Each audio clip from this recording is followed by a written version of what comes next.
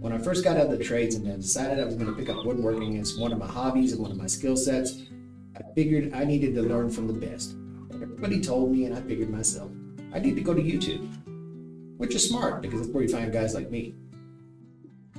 So as I looked across YouTube, I ended up finding out that people were making all kinds of recommendations for things that I really needed. They said, you gotta get a glue bottle. It's the greatest glue bottle ever. So I got one. And I realized, what's wrong with my little dollar store ketchup bottle? It's working just fine. What? People said you need the gripper. And I went, wait, I could build a push block myself.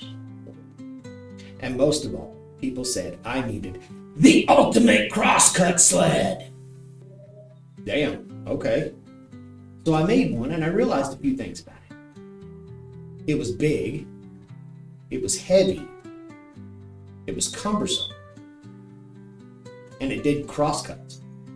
Big surprise. So I couldn't help but to think there's got to be a better way. And I think I came up with it. I fix them right up, and I make them better. Oh. Hey guys, I'm Mike and I make stuff. This is your first time here. I appreciate you showing up. Stick around and consider if I've earned a like or a subscribe from you. Let's get started. The Crosscut Sled. We've all seen everyone put out a video about the Crosscut Sled. We need a Crosscut Sled. I don't think you do. And I think I know what we can do instead. Some of the biggest complaints that I've ever seen about crosscut sleds is that they're big, they're cumbersome, they only do limited things. Yes, they can have bells and whistles on them like stop blocks and repeatable cuts, and you can do all of these incredible things with it. What makes it different from a miter gauge? Humble friend that came with our tables. Well, the problem stems from the fact that you've got friction. Let me explain. As this is pushing through your table saw, you're pushing on the top of the saw on both sides. And you may encounter more friction on this side than you do on the other side, which makes your piece want to crank off to one side. And it's difficult to hold it up against this. You might be able to clamp it or something like that. I think I could get around that because the table saw sled gives it a stationary surface that is moving along with the piece. And I think that's what increases the accuracy. Stick around. I think I got a way to do this dead cheap and super simple. All right, guys, welcome back to the bench. Welcome back to my belly, which I'm hiding pretty well. Great camera angle. Amazing. Let's get after it. What we need to do in order to execute what I'm thinking is we need our miter gauge that came with our table saw. Now, my miter gauge is kind of old, as you can tell. I have a Craftsman Model 113 table saw. This thing is from way back in the day, probably 34 years ago, but it still runs like a champ and I love it to death. We're gonna need this. We're gonna need any old 2x4, a couple of screws, a couple of washers, in my case, and you're gonna need some thin, sturdy material. This could be made out of anything. Archibacker board, press board, wall board, 1/4-inch ply, 1/4-inch MDF, whatever you wanna do. In my case, I'm gonna go a little different because I have it. Now the reason I'm picking this, any of you that have this in your kitchen, if you've ever had a kid spill something on the floor and then you stepped on it, you know just how slick this stuff can get. And it will glide right over the top of my table saw. Amazing. First thing I need is my 2x4. As you can tell, this one has a bunch of knots. Doesn't really matter. All I'm worried about is if it's straight. And this one is pretty doggone straight. So what I'm going to do is I'm going to take this section of my laminate floor, cut off at the same length. I'm going to flush it up with the edge of my 2x4 and I'm going to screw it down.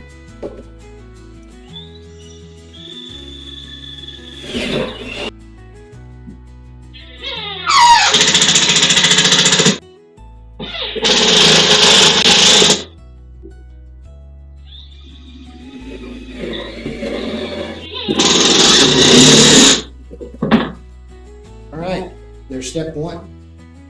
Now, if I wanted this to be longer, I have the benefit of using laminate floor.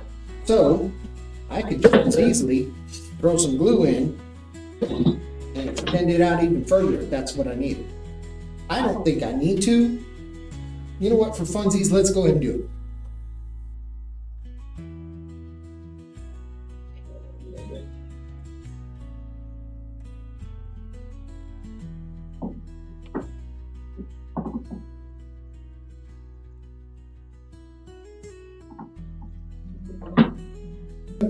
What we're going to do now is we're going to set this up to go with my table saw.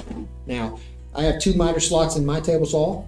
You may only have 1. Unfortunately, that's going to limit you to one side. But in my shop, I have way more space that way than I do this way. So my sled is going to be on this side of my blade.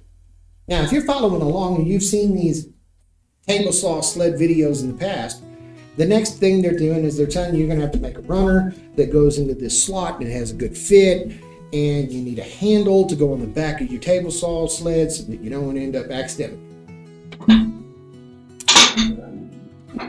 What is that? That looks like a runner. That looks like a handle. This thing fits just fine. That's why I think that this is a smarter solution. It also gives me some functionality I didn't have previously. I'll show you what I mean. But first, let's talk about how I'm going to configure this. And that's, I'm going to set this right up against my table saw. And I'm going to push my miter gauge right up against it. I'm going to leave it just like this. And I'm going to run some screws in it. Screw this 2x4 and these 2 pieces subsequently to my miter gauge.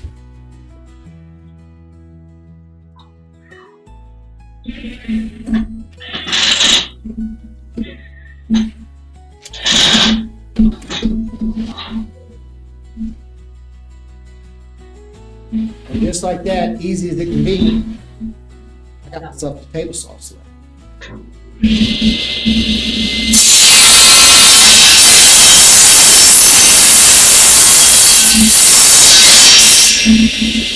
That'll be just fine for me.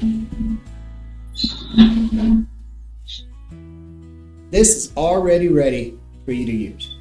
All you have to do, set your piece in, give it a cut. Let's give it a shot.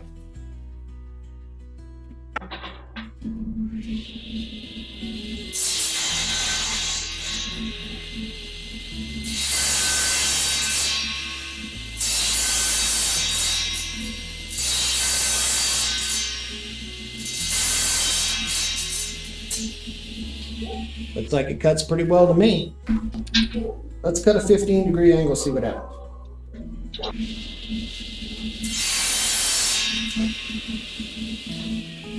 Right as rain, 15 degrees. So I have some added functionality here I didn't have before. Kind of nice. But I wanted a stop block. There's nothing here. I can't do repeat. Slow down. I got you. Now, right about now would be the time that you lay some T-track. And you route out a channel here and you bed your T-tack with the screws. And I don't think we need to do that. And some people are like, I don't even have a router. I'm scared of the thing. I don't want to use it. Cool. Let's work it out. 3 1/4. 1 3/4. So what I'm going to do, given that this is 3 1/4, the bolt that I'm going to use for my track stop is going to be a 1/4 bolt. So I'm going to cut these 1/2 of 3 inches at 1 1/2 inches.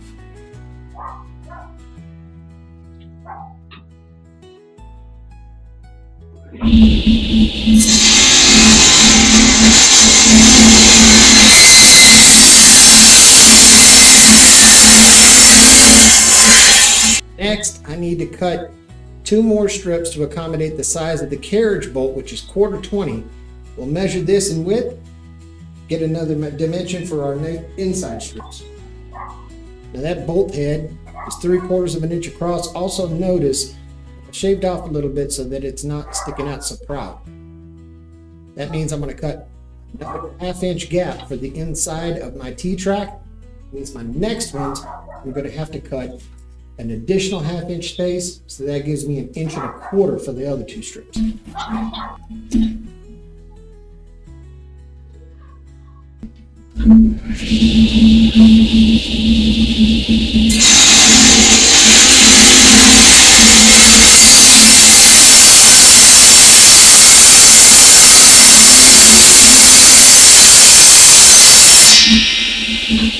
Alright guys, we have 4 strips, 2 skinny ones, 2 wider ones.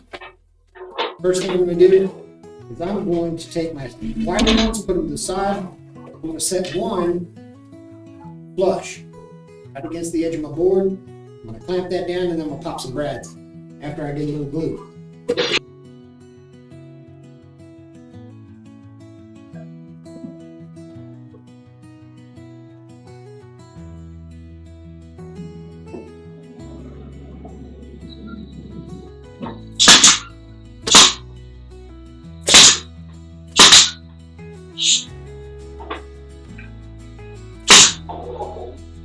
Got my bottom pieces in place. Now I'm going to set and ensure that I've got a 13/16 gap for my 3/4 head on my 1/4 bolt. That'll make sense in a second. I have gauge blocks, which allow me to get a pretty precise measurement. As you can see, 1/2 and 5/16. Combine them together, 5/8, 13/16. That's exactly what I need. I'm going to make that, establish my space, putting on my top rudder.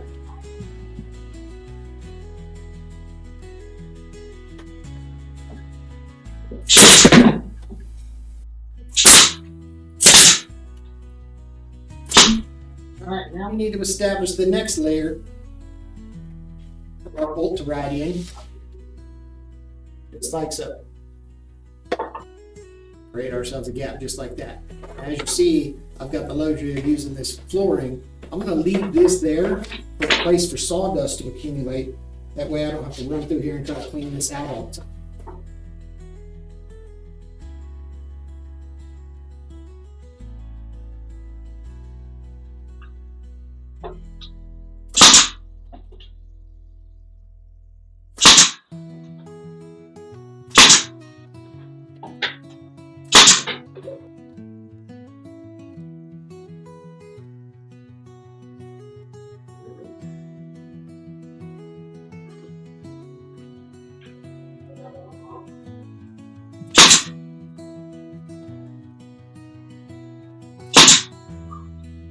Just like that, we got a T-track.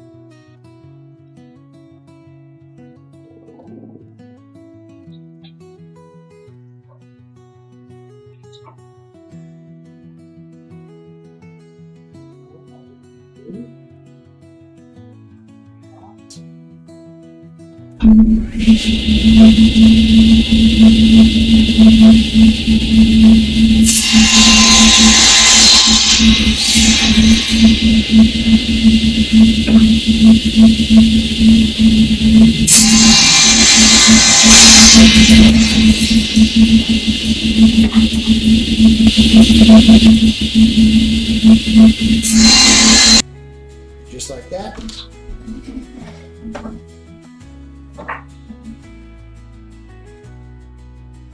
3 repeatable pieces at 6 inches. So there you have it, guys. Ultimate is a very relative word. Who knows what ultimate is? It's different for you than it is for me. Taking a couple pieces of board and giving myself the one thing I think the sled does, which is to give me that stable surface my piece can ride on, combined with the functionality of the miter gauge that the saw company already gave me. It's good enough for me. Give it a try. Tell me how yours turns out. Hope you guys enjoyed it. Again, please hit the like, hit the subscribe. Stay tuned. Not only we're doing this, we're doing lives throughout the week. We're guests on other people's lives. We are all over the place, and I hope to see you guys all throughout the week. Take care. I fix them right up, and I'm